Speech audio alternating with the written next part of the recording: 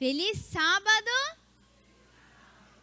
Que a graça e paz de nosso Senhor Jesus Cristo esteja em nossos corações.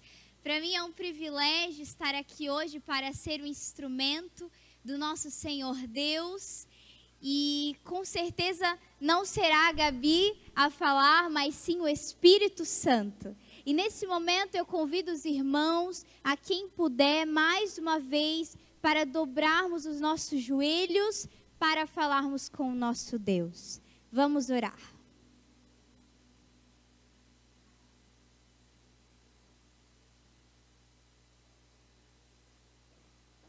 Santo Deus de Israel, Deus grandioso, Deus eterno, obrigada, meu Deus, porque manhã após manhã as tuas misericórdias se renovam. Meu Deus, nós estamos aqui em teu templo para lhe adorar e trazemos ao Senhor um coração contrito e sincero. Que nesse momento a tua palavra ser aberta, que o Senhor venha falar aos nossos corações. Pai querido, nesse momento fale através de mim a tua igreja. Nos ajude a compreender a beleza da tua palavra e aceitarmos em nosso coração cada uma das tuas instruções. Encha-nos nesse momento com teu Santo Espírito e nos dê reverência diante da tua presença. É o que nós oramos em nome de Jesus. Amém. Amém. O sábado é sempre um dia muito especial, o melhor dia da semana. O dia que o Senhor separou para que pudéssemos ter um encontro genuíno e verdadeiro com Ele. E quando nós chegamos aqui à igreja, nós viemos justamente para ouvir a voz de Deus. Toda a liturgia do culto é importante, mas a parte mais importante é o momento em que abrimos a palavra e permitimos que o Senhor Deus fale. Então, que se cale o homem e que a voz de Deus possa ser ouvida. Hoje nós vamos falar sobre os princípios que devem mover as nossas vidas. Existe uma frase que diz assim: o verdadeiro cristão, ele não é movido pelas circunstâncias, mas pelos seus princípios. Isso significa que todo aquele que verdadeiramente é servo e seguidor de Cristo Jesus, ele vai ser regido pelos princípios do céu e não pelos princípios dos homens.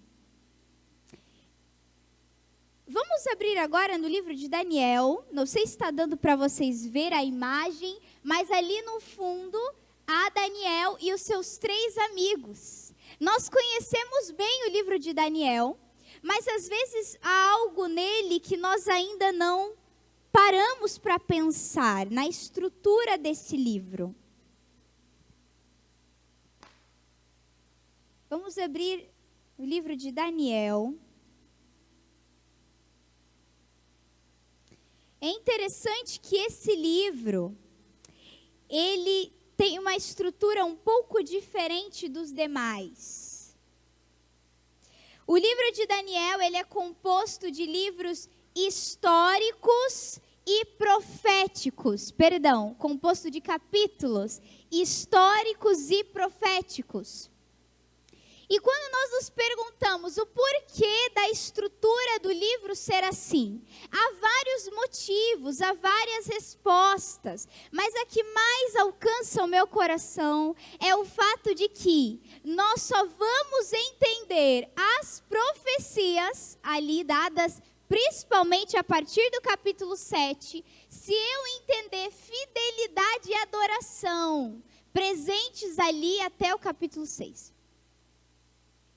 Quando eu entendo quem era Daniel e os seus amigos, qual era a intimidade deles com Deus, aí eu vou entender o Deus de Daniel e seus amigos. Aí eu vou entender a profecia que esse Deus revelou a eles.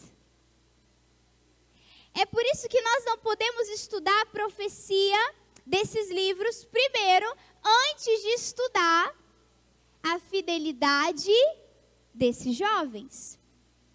É certo que Daniel e seus amigos, enquanto judeus, eles foram ali ensinados na sã doutrina. Mas em um dado momento, o rei Nabucodonosor invadiu Jerusalém e levou cativos muitos dos jovens judeus. Naquele tempo, as guerras eram entre deuses. Então, por exemplo, se Babilônia venceu ali, ela obrigava as pessoas daquele lugar a adorarem os seus deuses. O modo que Babilônia trabalhava era um pouco diferente do modo que as outras nações trabalhavam ali durante a guerra.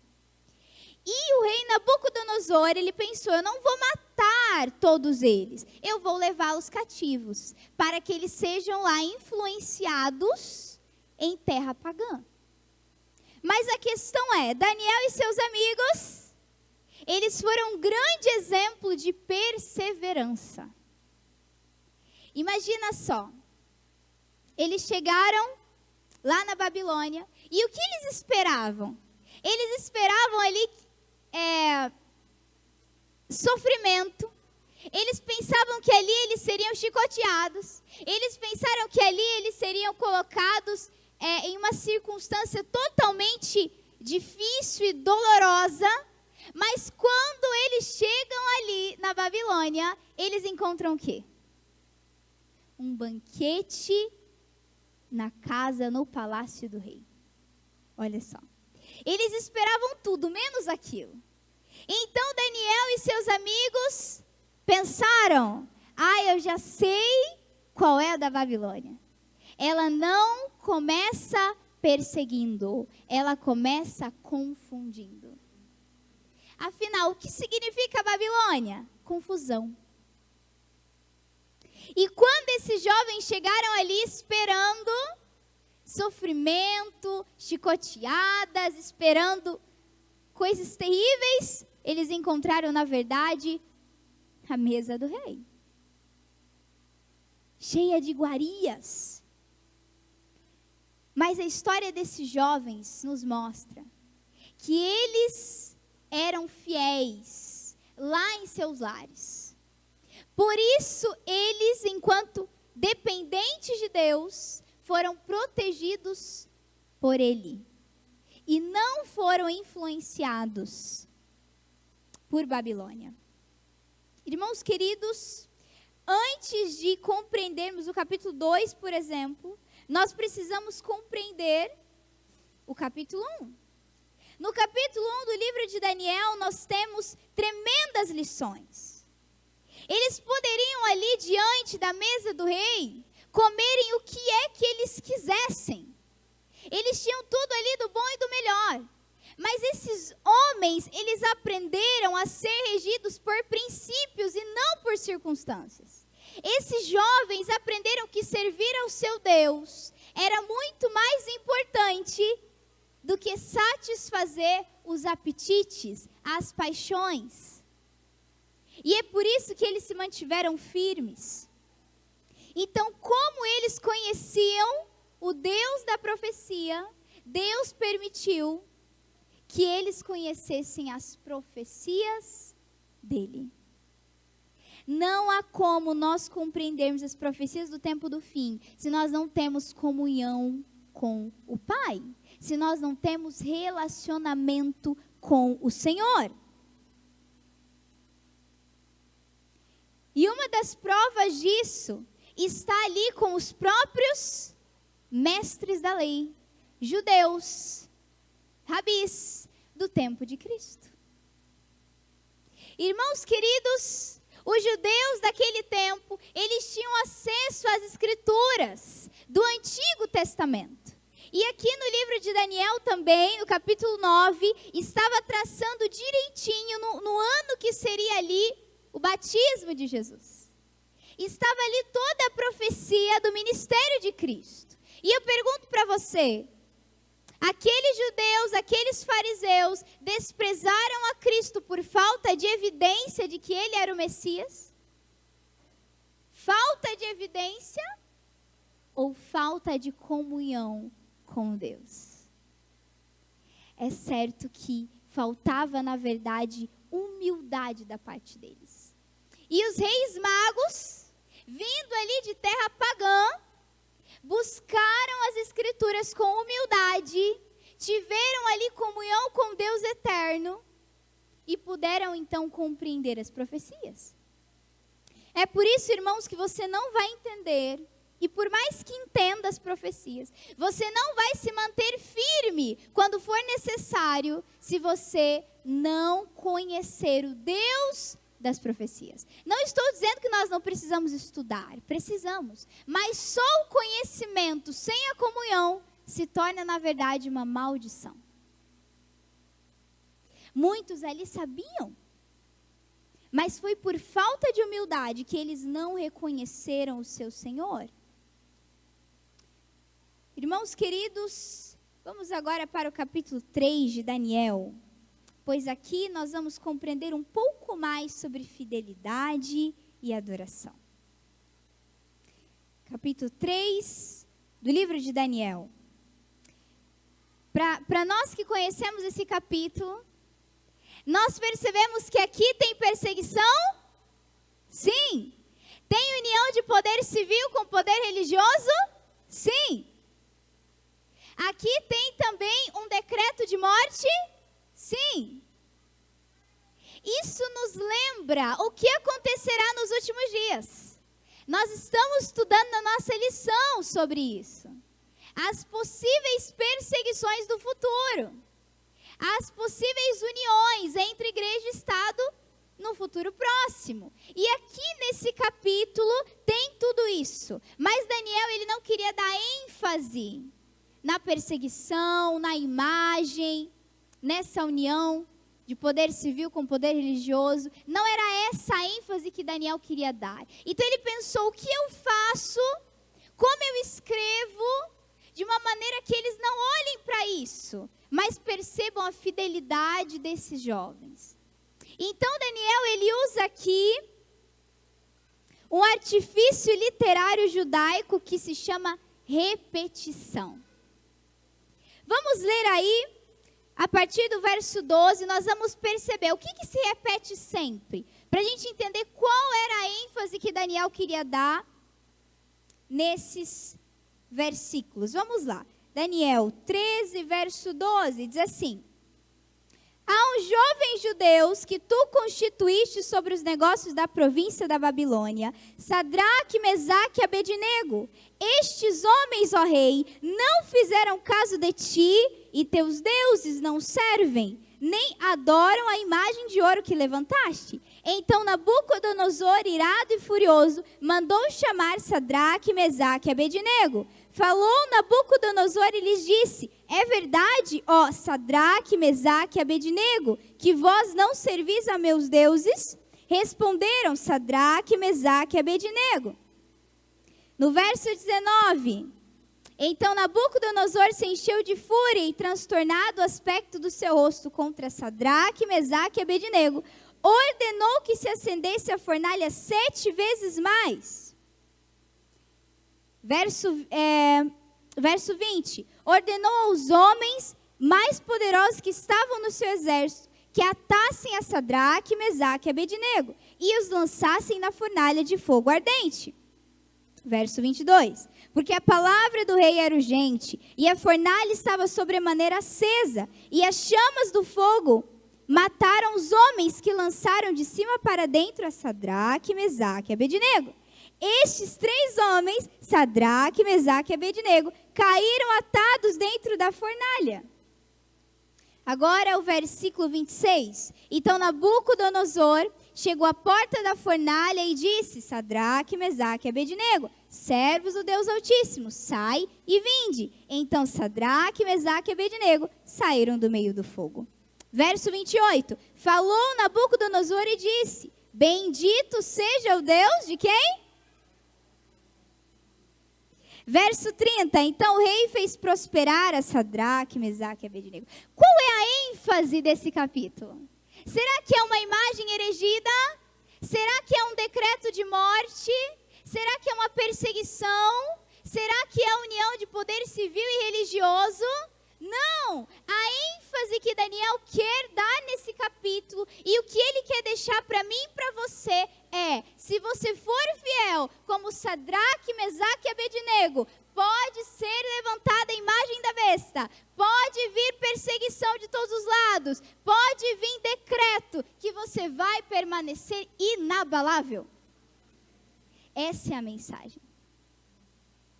Irmãos, às vezes nós ficamos ali procurando saber das notícias atuais para saber, será que está vindo decreto, quando virá perseguição, para onde eu vou fugir, e a gente esquece de pensar no que realmente importa. Você está preparado para os eventos que virão? Você está tendo comunhão com Deus hoje? Porque se no tempo de paz você não está sendo inteiramente fiel aos princípios da palavra de Deus, não é no tempo de tribulação que você vai permanecer fiel. É triste essa realidade, mas muitos que estão em nossas fileiras e que professam ser adventistas do sétimo dia, nos abandonarão e se tornarão os nossos perseguidores.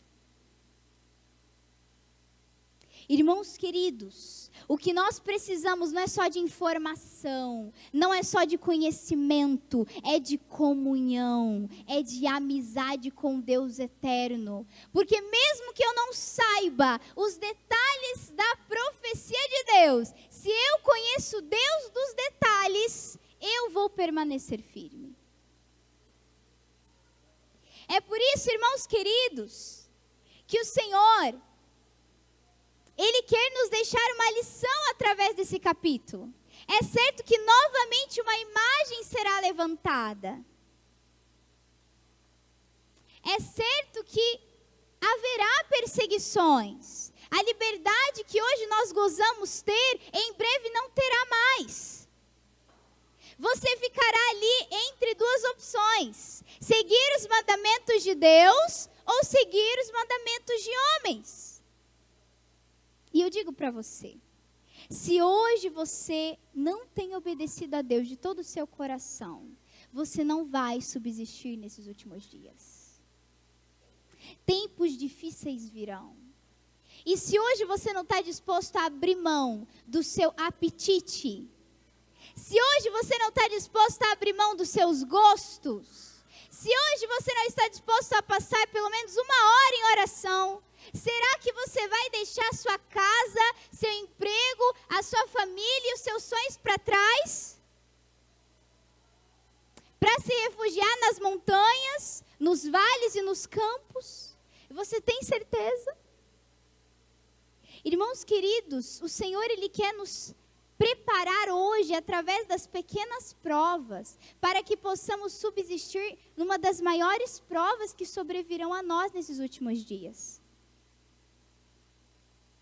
É sendo fiéis nas mínimas coisas e aparentemente insignificantes que nós seremos fiéis nas maiores coisas.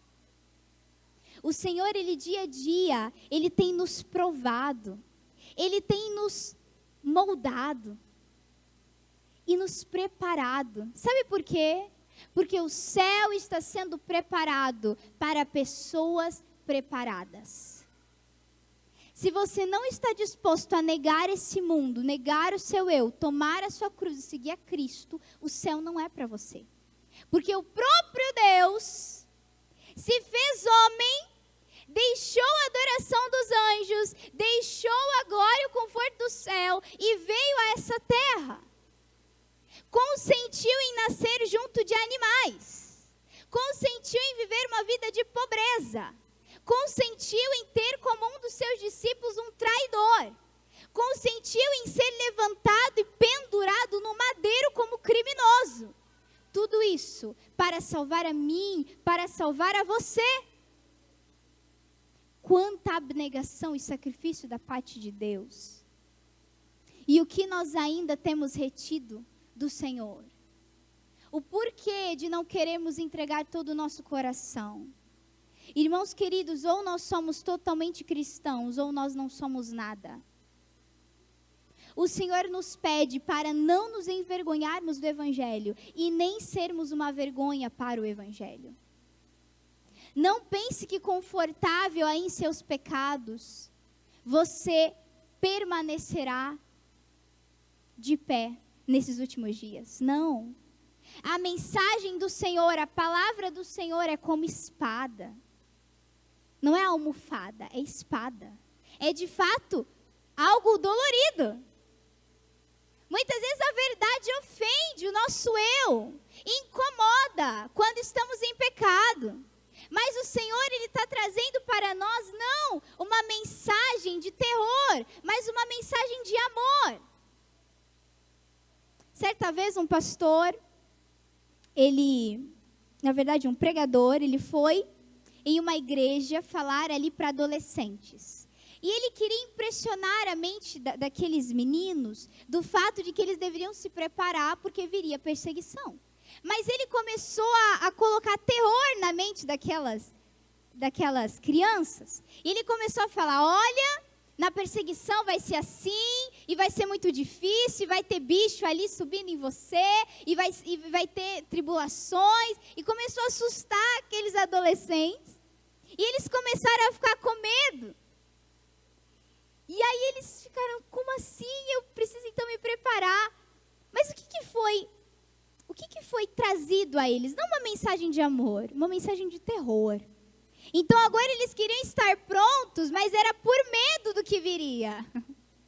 E o Senhor, Ele não quer que nós abordemos esses assuntos do Apocalipse como de fato sendo uma coisa terrível. Muitas pessoas têm medo do livro do Apocalipse. Tem pessoas que leem ali a besta que emerge do mar. Ah, então eu não vou mais na praia. Nós precisamos entender o porquê que o Senhor revelou dessa forma. Não é para nos trazer terror. Não é para nos atemorizar. Não. Essa mensagem é uma mensagem de amor. O livro de Daniel é um livro, sim, profético. Ele é a profecia. O livro de Apocalipse é a revelação. É a revelação de Cristo e em Cristo. Não é uma mensagem de terror, é uma mensagem de amor. É uma mensagem de um Deus que quer salvar o seu povo. É uma mensagem de um Deus que está ansioso por preparar uma igreja que permanecerá firme diante das perseguições. É a mensagem de um Deus de amor que quer nos salvar desse mundo terrível e nos levar para morar com Ele por toda uma eternidade. Irmãos, o que nos faz ser atraídos por Cristo não é o desejo do céu e nem o medo do inferno, mas é o amor de Cristo que nos atrai. É o olhar de compaixão de Cristo que nos leva aos seus pés. Não haverá como você subsistir nesses últimos dias se você não tiver intimidade com esse Deus. Não adianta você saber onde está o Papa agora, o que o Papa está fazendo agora. Não adianta você saber o que está acontecendo nos Estados Unidos, quando que provavelmente será obrigatório guardar um dia ali que vão instituir. Não adianta você saber apenas essas informações se você não tem se detido ao que realmente importa. A comunhão com Deus, o conhecimento da palavra de Deus, constante oração e comunhão com o céu. Irmãos queridos, não é o fogo da perseguição que produz um mártir, mas apenas revela o mártir. Não é quando a fogueira for acesa que você vai passar para o lado de Deus. Hoje, você precisa estar ao lado de Deus. Você precisa estar andando com Deus. O livro de Daniel, o modo em que ele é estruturado, nos mostra que antes de entender profecia, você precisa entender fidelidade e adoração. Vamos abrir agora em Apocalipse 14. último livro da Bíblia, um dos capítulos mais importantes para nós enquanto igreja, enquanto povo. Aqui está contida a verdade presente para os nossos dias. É incrível como em todas as eras, em todos os tempos, houve uma verdade presente. No tempo de Noé, qual era a verdade presente? De um dilúvio. No tempo ali de Daniel, qual era a verdade presente? Arrependam-se, volta para Deus, vocês vão para o exílio, mas se vocês se converterem, Deus os resgatará. Qual era a verdade presente no tempo de João Batista? Aceitem a Cristo, Ele está chegando, o Messias está vindo. Essa era a verdade presente. E a verdade presente para nós hoje, essas 3 mensagens aí, essas 3 mensagens de Apocalipse 14, a partir do verso 6. Vi outro anjo voando pelo meio do céu, tendo o evangelho eterno para pregar aos que se assentam sobre a terra e a cada nação, tribo, e língua e povo. Vamos nos atentar a esse versículo. Anjo aqui, na verdade, é mensageiro. O mensageiro de Deus está levando essa mensagem ao mundo. E essa mensagem, ela diz respeito ao evangelho eterno. E eu pergunto para você, o que é o evangelho? Irmãos queridos, o evangelho é Cristo e o que Cristo realizou. O que Cristo realiza. Por isso que os 4 primeiros livros do Novo Testamento é chamado dos livros dos evangelhos. Porque narra Cristo e o que Cristo fez. O evangelho é Cristo. E aqui é dito que esse evangelho eterno, ele vai ser proclamado a todos. Toda nação, toda tribo, toda língua, todos conhecerão o evangelho. É certo que nós somos aqui, na verdade, esses mensageiros. Nós temos uma missão. Enquanto povo de Deus, nós temos uma mensagem ao mundo, o evangelho eterno a levar para o mundo. O Senhor Deus, Ele deseja que todos conheçam a verdade. Ele deseja que todos conheçam o evangelho eterno.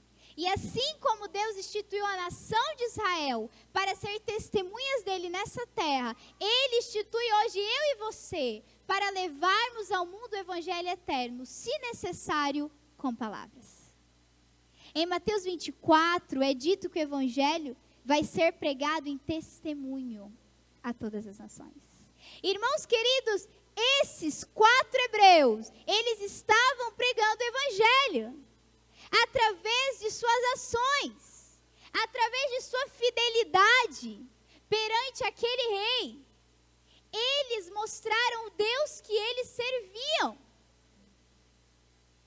Eles falaram ao rei Nabucodonosor, não importa se Deus vai nos livrar ou não, mas nós não vamos dobrar os nossos joelhos.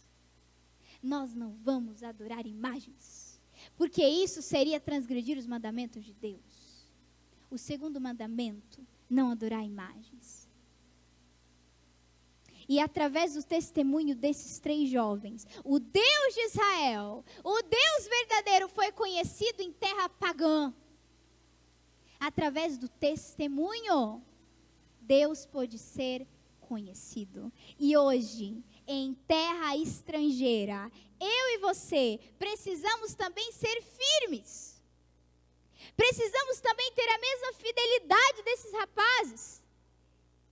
Nós, enquanto jovens, precisamos ser fiéis ao nosso Deus. Não seguir a galerinha, não seguir a modinha, não seguir a maioria. Porque nós não devemos ser regidos por circunstâncias, mas por princípios. O evangelho, ele precisa ser levado a todos. De todas as cores, de todas as nacionalidades, de todos os lugares e culturas. O evangelho é Cristo. E quando Cristo for revelado na minha vida e na sua vida, ele poderá ser proclamado ao mundo inteiro. Amém? Aqui diz então que essa primeira mensagem é sobre temer a Deus, é sobre dar glória a Deus. O que é dar glória a Deus? De acordo com a irmã White, dar glória a Deus é refletir o caráter de Deus no nosso e torná-lo conhecido. Hoje, muitos pensam que estão dando glória a Deus, apenas por cantar, apenas por se jogar no chão, apenas por ir na igreja e falar glória a Deus. Pensam que estão dando glória a Deus. Irmãos, o que é dar glória a Deus? Refletir o caráter de Deus no nosso caráter. E o que é o caráter de Deus? Em 1 João 4,8 diz que Deus é amor. Como nós refletiremos o caráter de Deus? Sendo amáveis e amando. Sendo misericordiosos, sendo corteses, sendo pacientes. Dar glória a Deus é refletir o seu caráter no nosso e torná-lo conhecido. Essa primeira mensagem é um apelo ao mundo: adorai a Deus, adorai o Criador. Pare de adorar criaturas, pare de adorar coisas criadas, adore o Criador. Em João diz que Deus está em busca dos verdadeiros adoradores. Se Ele está buscando, se Ele está tentando encontrar, é porque é raridade. Não é todo que diz Senhor, Senhor que entrará no reino dos céus. Não é todo aquele que vai no culto sábado, domingo e quarta que entrará no reino dos céus. Não é todo aquele que professa ser cristão que verá a face de Cristo em paz. Mas é apenas aqueles que obedecem aos mandamentos de seu Deus. É apenas aqueles que estão dispostos a morrer para o eu, a ter um novo coração, a viver para a honra e glória de seu Deus. Apenas aqueles que verdadeiramente o adoram. Irmãos queridos, a adoração não tem que ver apenas com cantar, com falar, eu adoro a Deus. É na prática. É quando você abre mão dos seus gostos musicais para cantar um hino que de fato adora a Deus. E é semelhante ao hino que os anjos cantam no céu. É quando você abre mão daquela roupinha que vai chamar atenção para você, para vestir algo que vai adorar a Deus e chamar atenção para Ele. É quando você abre mão de comer aquilo que até parece delicioso, mas que não vai fazer bem, para comer algo que o Senhor diz que é melhor. Isso é adorar a Deus.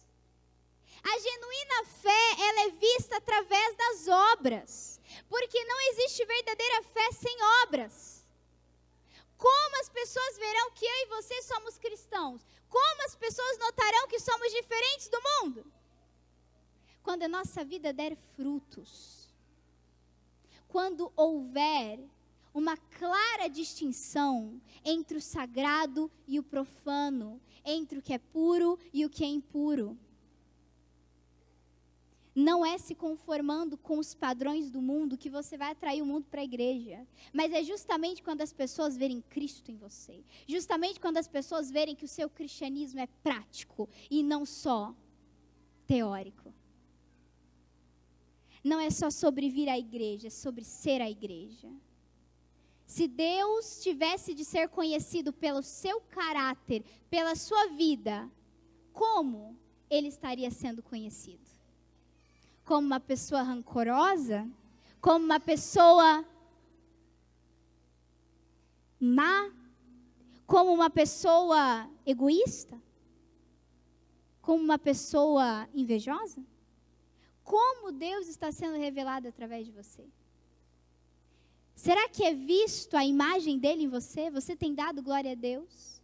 Tem você tido reverência diante de Deus? Temido a Deus? Obedecido a Deus? Irmãos queridos, vem então o segundo anjo. E ele diz, caiu a grande Babilônia. Peraí, Babilônia. No tempo de João, no ano 90 depois de Cristo, que ele escreveu esse livro, não tinha mais Babilônia. João está falando de Babilônia, por quê? Aí nós precisamos pensar, onde aparece Babilônia? Lá no livro de Daniel. Você só vai entender como essa Babilônia mística, né, espiritual, agirá nesses últimos dias, se você entender como Babilônia agia naqueles dias de Daniel. Está vendo a ligação de um livro com o outro? Como Babilônia agia? Babilônia, olha só, preste bem atenção nisso aqui e leva isso para casa. Babilônia não começa perseguindo. Babilônia começa confundindo. E tem gente que tem medo da perseguição. Sabe do que eu tenho medo? De começar um dia sem estar na presença de Deus. Porque se eu começar o dia sem estar na presença de Deus, naquele dia, Babilônia vai me confundir. Com as músicas que eu escuto, com a comida que eu ponho na minha mesa, com o que eu estou vendo, com o que eu estou observando. Naquele dia, a Babilônia vai me confundir. É por isso, irmãos queridos, que aquele que é confundido por Babilônia não precisa temer a perseguição. Este não será perseguido. Babilônia só persegue quando não consegue confundir. É tudo questão, irmãos queridos, da nossa mente. O grande conflito é concernente à minha mente, à sua mente. O que você tem contemplado? O que você tem tomado? O vinho de Babilônia? As doutrinas falsas de Babilônia? Hoje, se Daniel vivesse em nossos dias, muitos diriam, poxa, que fanático. Por que ele não pôde comer nem um pouquinho ali das coisas que tinha? Poxa, mas Deus ia entender. Será que ele ia ficar passando fome? Poxa, mas por que Daniel agiu assim? Não tem nada a ver. Daniel se manteve firme. Deus aprovou o que aqueles jovens fizeram. Eles falaram, deixa as iguarias do rei. Deixa essas coisas aí agradáveis aos olhos. Eu vou ficar com as frutas. Irmãos queridos, se nós não tivermos a mesma fidelidade desses jovens, infelizmente, nós dobraremos os nossos joelhos quando a imagem for erguida. Havia ali muitos judeus entre esses três professos, entre esses três jovens. Haviam muitos outros ali que se diziam servir ao Deus verdadeiro, mas dobraram seus joelhos. Porque a gente não escolhe ser fiel no tempo de prova. Nós precisamos ser fiéis desde agora. Vamos para a terceira mensagem, que diz assim: seguiu-se outro anjo, dizendo em grande voz, se alguém adora a besta e sua imagem, recebe a sua marca na fronte ou sobre a mão, este também beberá do vinho da cólera de Deus. As três mensagens de Apocalipse 14 são concernentes à adoração. Adorar a Deus ou adorar aos homens? Seguir os mandamentos de Deus, o sábado bíblico, ou os mandamentos de homens? O domingo inventado pela igreja da Idade Média. E aí? É tudo uma questão de adoração. Quem tem sido o primeiro na sua vida hoje? Se hoje começasse uma perseguição, você haveria de continuar firme? Você haveria de preferir morrer a pecar contra Deus? Você iria confiante para dentro da fornalha? Ou você ia renunciar à sua fé? Irmãos queridos, está na hora da gente começar a olhar para a nossa vida. Na palavra diz, examinem a cada um a si mesmo. E é isso que você deve fazer hoje nesse dia e em todos os dias da sua vida. Examinar o seu coração. Eu não estou dizendo que você vai conseguir ficar de pé pelo seu próprio poder. Porque em você não há nenhuma capacidade para se manter fiel. Eu estou dizendo que você precisa se entregar a Cristo. E deixar que Ele opere em você, tanto querer quanto efetuar, segundo a vontade dEle. Eu estou dizendo que você precisa entregar a sua vontade a Deus, para que você não seja regido pelos apetites e pelas paixões, mas para que você possa ser regido pelos princípios da palavra de Deus. Irmãos, você precisa entender que sem a comunhão, sem fidelidade, sem verdadeira adoração, ninguém verá o Senhor. Agora é momento de fazermos a nossa decisão. Nós queremos continuar fiéis, custe o que custar. Certa vez o apóstolo Paulo disse: para mim o viver é Cristo. O viver é Cristo, por isso morrer é lucro. O morrer só será lucro quando a sua vida for com Cristo e por Cristo. Que o centro da sua vida seja Jesus. E que você aprenda e exerça a verdadeira adoração. Se esse é o seu desejo, estar de pé e não se dobrar perante a imagem. Se esse é o seu desejo, se manter fiel aos princípios. Se o seu desejo é seguir a Jesus, custe o que custar, mesmo que custe o seu sangue. Se esse é o seu desejo, fique de pé. Nós vamos fazer uma oração.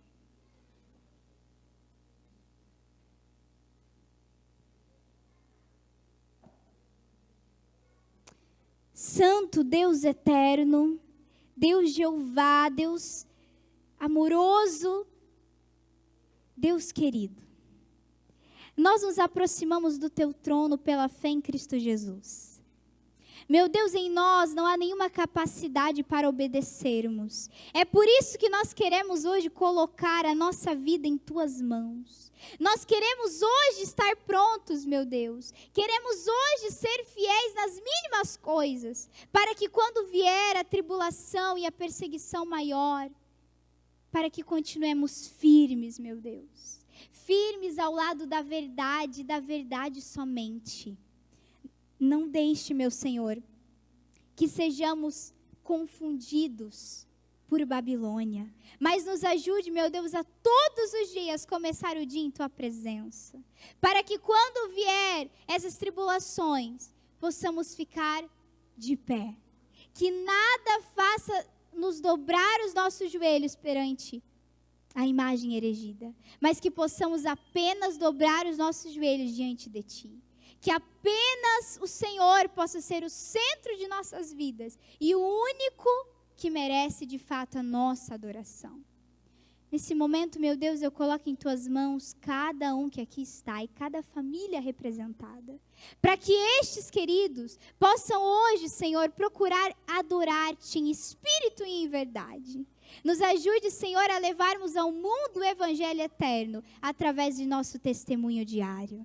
É o que nós oramos e pedimos em nome do Senhor Jesus. Amém. Amém. Que o Senhor te abençoe. Tenha um sábado abençoado na presença do Eterno.